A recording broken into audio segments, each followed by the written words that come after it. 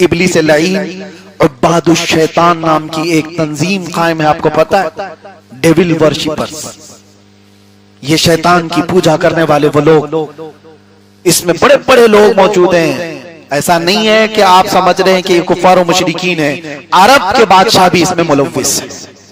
अरब के बादशाह, इनके जुब्बे कुब्बे, इनके रुमाल गुमाल ना देखो, ये वो लोग हैं जिन्होंने बाल की इबादत की है, ये वो लोग हैं जिन्होंने अपना ईमान सब कुछ वहां बेच दिया है सिर्फ और सिर्फ पावर हासिल करने के लिए।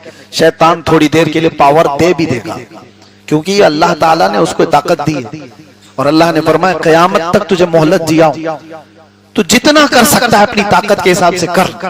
शैतान ने यह कहा भी था अल्लाह से कि मैं तेरी पूरे बंदों को जहन्नम में झोंक दूंगा, मैं उनके सीधे रास्ते पर बैठूंगा, इधर से, सामने से, दाएं से, बाएं से, जिधर से भी वो गुजरेंगे मैं तुझसे उन्हें दूर करूंगा। कुरान में शैतान कहता है लअक़उदन्न लहुम सिरातकल मुस्तक़ीम सुम्मा लआतियन्नहुम मिन बैनि अयदीहिम व मिन खल्फिहिम व अन अयमानिहिम व अन शमाइलिहिम, उनके दाएं से, उनके बाएं से, उनके आगे से, उनके पीछे से मैं आकर उन्हें तेरे रास्ते पर चलने वाले को हटा दूंगा। और रब ताला ने उससे एक बात फरमाई थी, जा तुझे मोहलत दी गई इला यौमिल वक्तिल मालूम, क़यामत तक।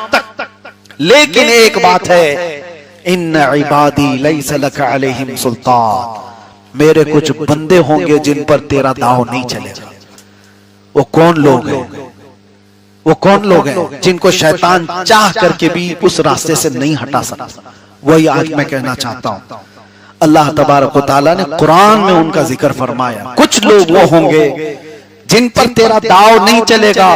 वो इस जमीन पर वो बंदे हैं जो खालिस मेरी रजा के लिए जिया करते हैं। उनका हर सजदा, यहां आज मैं ये बात कहने आया हूं, नमाज किस लिए पढ़ रहे हो?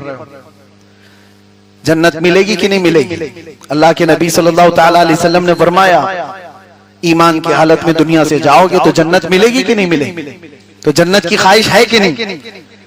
जन्नत की ख्वाहिश है। इबादत हमने जन्नत हासिल करने के लिए की है, लेकिन एक जमात ऐसी है क़यामत के दिन मग़फ़िरत हो गई और क़यामत के दिन उनको लाया गया। अल्लाह ताला फरमाता, तीन जमातों का जिक्र है हदीस में। एक जमात है जन्नत में जाने वाली, तीनों जमातें जन्नती। अल्लाह ने एक जमात से पूछा, तुम क्यों इबादत करते थे?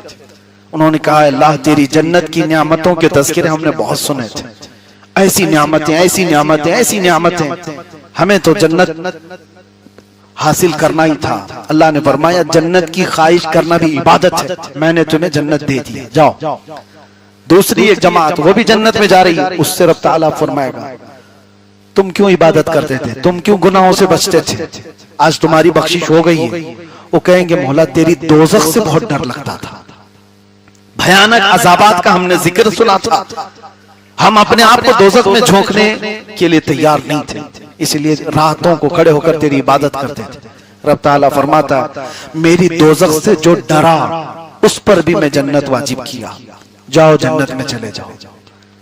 तीसरी जमात होगी, उनको पूछा जाएगा, तुम्हारी भी बख्शिश हो गई, तुम भी आज जन्नत में जाने वाले हो, बताओ तुम इबादत क्यों करते थे?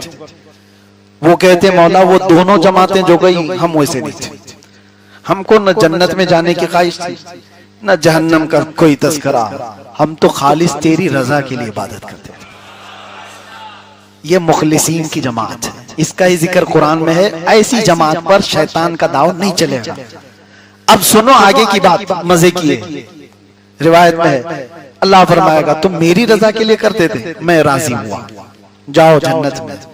वो कहेंगे, मौला अगर हम जन्नत में चले गए तो वो ताना मारेंगे कि तुम भी जन्नत के लिए करते थे और वहां बोल रहे हो अल्लाह की रजा के लिए। हम जन्नत में चले गए तो बदला हो जाएगा, हम नहीं जाएंगे। कोई सी कौम है अल्लाह जन्नत दे रहा है और वो जा नहीं रही। वो कहेंगे कि रब ताला हमें जन्नत में ना भेज, हम तेरी रजा के लिए इबादत करते थे, तू राजी हो गया। अल्लाह फरमाता, मेरी रजा यही है, अब जाओ जन्नत में। वो अड़े रहेंगे। रिवायत में मिलता है कि अल्लाह फरिश्तों को हुक्म देगा कि इनके हाथों और पैरों में बेड़ियां बांधो और इनको खींचकर जन्नत में ले जाओ। ये मुखलिसीन की जमात है, इनको खींच के ले जाओ जन्नत में। वही जमात है जिसके मुतालिक अल्लाह कुरान में फरमाता है, इन्ना इबादी लैसा लका अलैहिम सुल्तान, मेरे वो बंदे हैं जिन पर तेरा दाव नहीं चलेगा, शैतान का। आज जो शैतान कर रहा है, मैं बच्चों को आगाह करते रहता हूं, आपको अंदाजा भी नहीं है कि आप अनजाने में उस रास्ते पर पड़ चुके हैं, आपको पता भी नहीं। आपके खाने पीने में, आपके पहनने में, आपके चलने फिरने में, आपके उठने बैठने में, आपके बोलने में शैतान उस रास्ते पर ला चुका है और बहुतों को पता भी नहीं, उन्हें मालूम ही नहीं है वो शैतान की बोली बोल रहे हैं, उन्हें अंदाजा भी नहीं। फहश गाने गाते हैं और जानते हो ये पूरी एक लॉबी है गाने बनाने वाली, उसको सजाने वाली, संवारने वाली। 10 अल्फाज उसके अच्छे होंगे लेकिन 2 जुमले उसमें कुफ्र के होंगे जिसमें खुदा से बगावत का जिक्र होगा।